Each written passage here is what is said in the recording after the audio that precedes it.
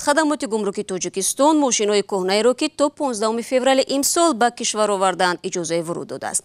Ин тасмим имруз зимни як маҷлис бо ширкати раиси Хадамоти гумрук гирифта шудааст. Шурӯъ аз нимаи моҳи феврал воридоти мошинҳои 3 солашон то соли 2005 ба Тоҷикистон манъ гардид.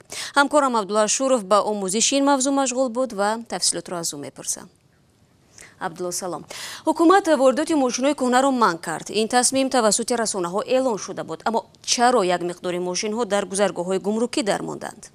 салом шаҳло. Мушкил аз он ҷо сар зад ки эълони манъи воридоти мошинҳои куҳна то ба иҷро даромадан ҳамагӣ 2 ҳафта фурсат буд ва аз ин рӯ бисёре аз тоҷирони мошин замоне аз он огоҳӣ пайдо карданд ки мошинҳои харидаашон аз Аврупо дар роҳ ба Тоҷикистон қарор дошт. Ин аст ки беш аз 1300 мошини истеҳсолашон то соли 2005 дар истгоҳи гумрукии шаҳри Бустони вилояти Суғд ҳаминак 5 моҳ боз дармонданд. Дар ин миён мошинҳое ҳам буданд ки то 15 феврал ворид шуданд, аммо соҳибон барои ба расмияти гумрукӣ дар овардани мошинҳо фурсат наёфтанд ва дар натиҷа мошинҳои онҳо ҳам дармонда буд. Инак Хадамот иҷозат додааст ҳамин мошинҳое ки то 15 феврал ба гузаргоҳи гумрукии кишвар омада буданд ба қаламрави ҷумҳурӣ ворид шаванд. Аммо тақдири онҳои мошинҳояшон ки баъди 15 феврал омад чӣ мешавад?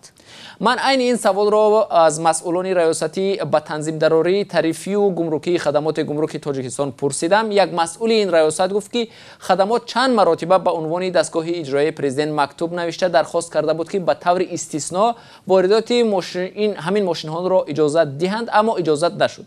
Ин масъули Хадамоти гумрукии Тоҷикистон гуфт моликони мошинҳое ки дар истгоҳи гумрукӣ ҳастанд метавонанд ба кишварҳои дигар содирот ва ё ба истилоҳ реэкспорт кунанд. оё ба кишварҳои дигар содир кардани ин мошинҳои куҳна имкон дорад ва магар дар чунин ҳолат тоҷирон зиён намебинанд?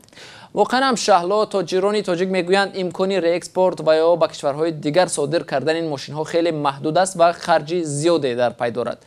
тоҷирони мошин ки бо мо ҳам суҳбат шуданд мегӯянд танҳо барои то ба Тоҷикистон овардани ҳар як мошин $1000 харҷ кардаанд ва агар боз ҳамин миқдор пул харҷ карда онро ба хориҷ баранд хароҷоташон ниҳоят зиёд мешавад ва бо ин нарх касе ин мошинҳоро намехарад.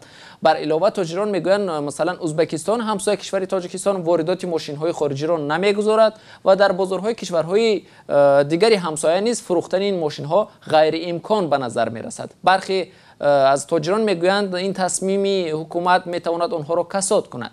дар ин зимн бинобар маълумоти Хадамоти гумрук соли гузашта ба Тоҷикистон бо маблағи $216 миллион амрикоӣ мошин ворид шудааст. ва тавре мо ҳам медонем ин мошинҳо асосан дасти дуввум буданд. ташаккур Абдулло барои суҳбат.